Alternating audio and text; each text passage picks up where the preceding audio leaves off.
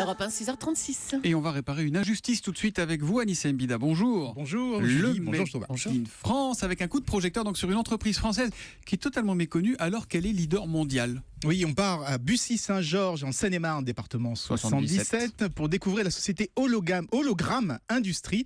Alors, Hologramme Industrie, je ne sais pas si ça vous dit quelque chose. Non. Pourtant, leurs produits, on les voit tous les jours. C'est eux qui fabriquent les hologrammes qu'il y a sur les billets de banque, les passeports, les cartes grises. D'accord. Aujourd'hui, ils sont même leaders mondial, puisqu'on les retrouve sur les billets brésiliens, philippins ou encore sur les passeports chinois. Alors, c'est une vraie performance. Quand on sait que les Chinois n'aiment pas trop aller chercher leur technologie à l'étranger, eh bien là, ils sont venus se fournir en France, pas dans une multinationale, dans une PME de 300 personnes. Mais comment font-ils chez Hologramme Industrie pour gagner des marchés pareils face aux plus gros ? Eh ben, ils ont une technologie unique. Leur hologramme, par exemple, celui qu'on trouve sur vos billets de 500 €. J'en ai assez peu.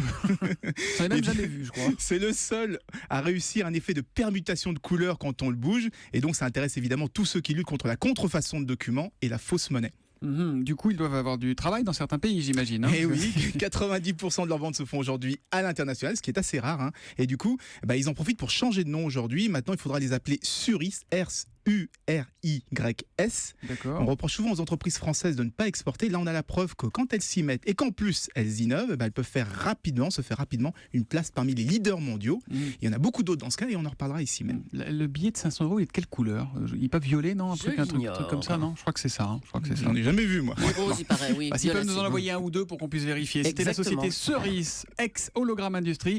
Et grâce à elle, il y a donc du Made in Seine-et-Marne dans les passeports chinois. Merci Anissé, à demain matin. À demain.